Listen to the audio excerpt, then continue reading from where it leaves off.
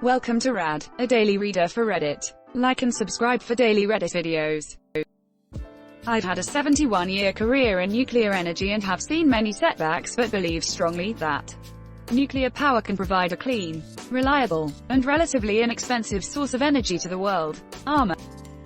I've been involved in nuclear energy since 1947. In that year, I started working on nuclear energy at Argonne National Laboratories on safe and effective handling of spent nuclear fuel. In 2018 I retired from government work at the age of 92, but I continue to be involved in learning and educating about safe nuclear power. After my time at Argonne, I obtained a doctorate in chemical engineering from MIT and was an assistant professor there for 4 years. Worked at Oak Ridge National Laboratory for 18 years, where I served as the deputy director of Chemical Technology Division, then for the Atomic Energy Commission starting in 1972, where I served as the Director of General Energy Development. In 1984 I was working for the Office of Civilian Radioactive Waste Management, trying to develop a long-term program for nuclear waste repositories, which was going well but was ultimately cancelled due to political opposition.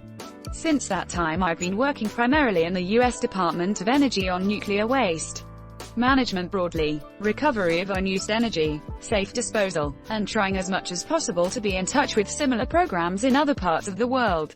Russia, Canada, Japan, France, Finland, etc. I try to visit and talk with people involved with those programs to learn and help steer the US's efforts in the right direction. My daughter and son-in-law will be helping me manage this IAmA, reading questions to me and inputting my answers on my behalf. Edit. This is also being posted from my son-in-law's account, as I do not have a Reddit account of my own. Ask me anything. Proof. I.imager.com. Edit 1. After about 3 hours we are now wrapping up.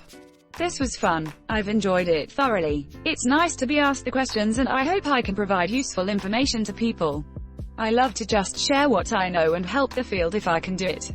Edit 2. Son-in-law and IAmA assistant here. I notice many questions about nuclear waste disposal. I will highlight this answer that includes thoughts on the topic. Edit 3. Answered one more batch of questions today, Monday afternoon. Thank you all for your questions.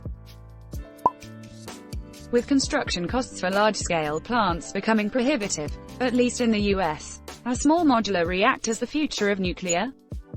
Interesting question. There is a large nuclear power plant being built today in spite of the so-called incredibly high prices, and I'm talking about in America, so I'm not convinced that it is priced out of reach. Small reactors still have a higher cost per kilowatt-hour. They are a more expensive source of energy than large reactors. However, they have one virtue which really attracts people.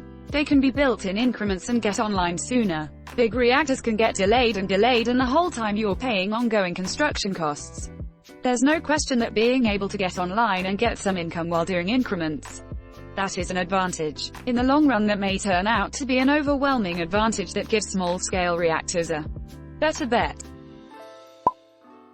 In your opinion, what are the biggest downsides of nuclear energy? As a layperson I know it costs a ton. But what else costs a ton? Haha. Until we actually demonstrate the will. And I won't say what kind of will. I just mean the actual backbone. To actually dispose permanently, for the next 1,000 years, the nuclear waste in the country. We now have in excess of 70,000, probably 80,000 tons of spent, used fuel. It's the biggest drawback. Until we have a functioning disposal system it's going to continue to be a negative for nuclear power in America. Quite frankly, the Yucca Mountain project was killed because of lack of political strength. It was said to be safe by the Nuclear Regulatory Commission, and yet at this point we have put off solving that problem. In your opinion, which country is leading the charge in nuclear energy and which country do you think will pull ahead in the future? The answer for both of these is China. China is definitely leading the charge at the moment. They're leading the commitments to design, build, and operate reactors, and I see no slackening of interest in that country for continued expansion. When my wife and I were there last, the air pollution problem in Shanghai was serious. And ultimately I think what China realizes is the sooner they can expand their nuclear power, the better the environment will be, especially in the larger cities. Obviously their economy is growing rapidly, and any growing economy requires a growth in electrical energy. Most of China's power currently comes from coal, but nuclear can step in and take some of that burden. When I went to Shanghai a few years back, I got a kick out of my host's new SUV. It had an air quality gauge in it. This is standard for most cars built in China because on certain days you can die from being outside. Especially in Tiananmen Square. First I laughed, then I cried. First I laughed, then I died. First I redacted, then I redacted. What's the dumbest reason you've seen someone give for why we shouldn't go nuclear? Bonus points if it's not the standard mutants, wasteland, cancer shtick. The argument that we don't have a way of disposing of the waste. People use the argument that we don't have a good way of waste disposal to say don't go down that pathway, but we do. It is being done today in Finland, and it is being done under conditions that are similar to ours. It's an opinion and there are going to be other opinions, but that's mine. I'm curious about this. Can you elaborate of the good way being used currently? I was in the impression that we were always stuck with useless waste for hundreds of years. But I might just be uneducated. Would love to know where I'm wrong. Okay, in Finland, they're about to start deep geologic disposal. The question of is deep geologic disposal safe has been argued for generations. The consensus of the scientific community is that it is safe. I talked more in another answer here about some of the safety details of that approach. In the US there is a good deal of power in the hands of the states. So there's a question of whether you can do something safely in America, where there might be a national commitment but the states might be resistant, even to transport waste to the site. But that issue does not exist in Finland. They do not have provinces which have almost veto power, which is what really happened in Nevada, with the Yucca Mountain project I talked about in the link above. Also, suppose a baby is born, and for their whole lifetime the only power they use is nuclear. It turns out the amount of nuclear waste they would generate over their entire lifetime is just 2 Coca-Cola cans. So the question is, can you safely dispose of something like that? The answer is, yes, with deep geologic disposal. What were the obstacles you faced when Chernobyl happened? Also, were your own beliefs affected by Chernobyl? I was personally not impacted professionally. I was saddened because of preventable accident. And that particular reactor didn't have the kind of containment that all of our nuclear power plants have in the US. And that's true of almost everywhere, including Russia now. For those that don't know what he means by containment, almost all reactor designs have a vacuum building built around the reactor. So in the extremely rare case an accident does happen, it can contain the escape of the radioactive steam. Can-do reactors, for example, utilize a dowsing system to lower the pressure of the steam by condensing it. Source: learned this 2 days ago in a lecture. Nuclear engineering. Hey boss, can we get some extra containment down here at Chernobyl? Sorry, no can do. Are you one of those liquid thorium salt reactor guys?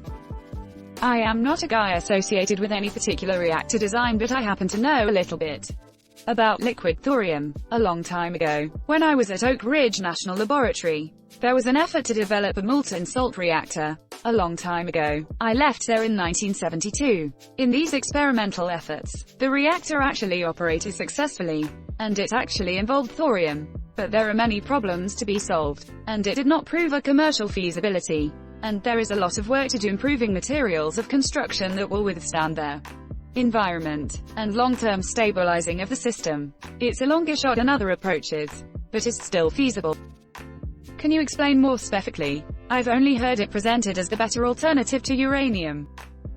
There was a rebrand to try to make thorium the one-stop shopping word for all good things in nuclear. It's really misleading, to the point that we now have a thorium myths page dedicated to dealing with the viral fallout of BS.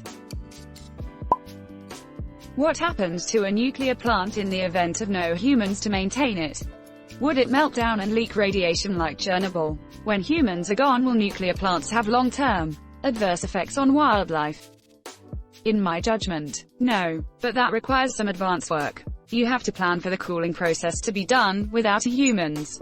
Right now the plants we design do require maintenance after shutdown, but we do have plants, for example one I visited in Dresden, which have been shut down and are safe, with no additional work required to keep them from melting. They still have guards to prevent anyone from tampering with it, but do not otherwise require additional maintenance. Also, this is important, 1.8 billion years ago there was a natural nuclear reactor that operated in what is now the country. of Gabon in Western Africa. It operated for hundreds of thousands of years, shut down itself, produced a ton of plutonium, and life has since done pretty well. I need to read about this. Can I get a keyword or a T for it?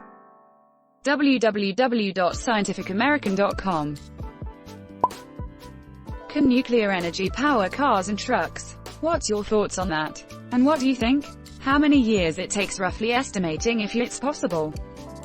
Oh, okay, that's a good question. The answer is yes, but they do it by creating the energy in central stations and using it to charge batteries. There is no question that electricity can drive vehicles. We already know that. We're doing it. It's the source. An electric transported vehicle, broadly speaking, depends on the source. If you get the electricity from a gasoline engine that's mounted in the car, ultimately the energy is based upon gasoline. If you operate a car with a plug-in that allows you to go 200 or 300 miles, it's the source of that electricity. In DC we have 2 or 3 nuclear power plants that produce maybe 30% of the electricity. People that plug in their electric car are taking electricity from the grid, and 30% of that in their DC area is nuclear. We have nuclear submarines. Why do you think nuclear never caught on with the shipping industry? It seems like a lot of global emissions could be eliminated if we had nuclear shipping vessels. Absolutely excellent question. We use them on carriers too. I wonder why commercial shipping vessels didn't adopt this.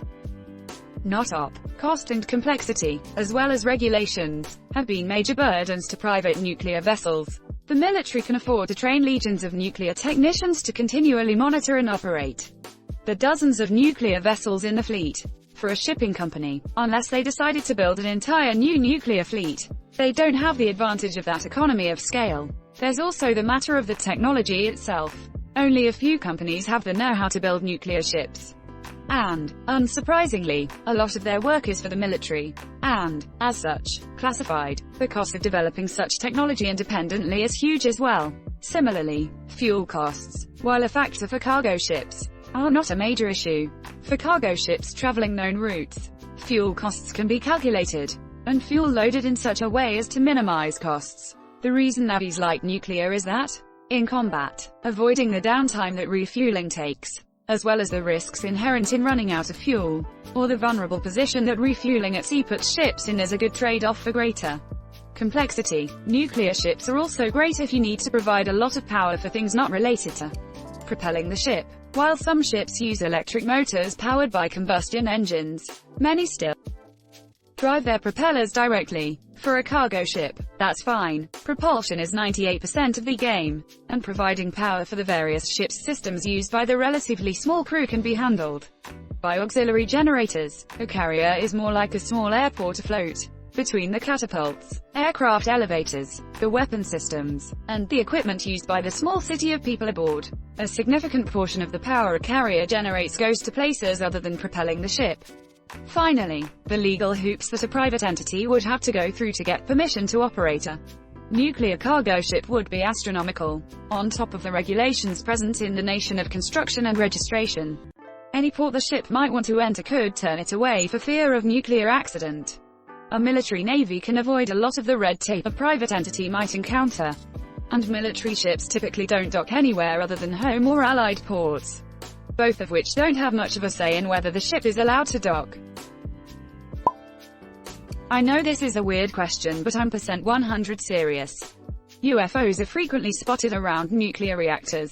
Percentage-wise, a very large amount of alleged sightings take place around them, and there have also been reported spikes in local sightings days or even hours before near meltdown or similar incidents like the one at 3 Mile Island in the 70s. So my questions is simply, do you have any experience with this? Do you have any stories, or at least heard some?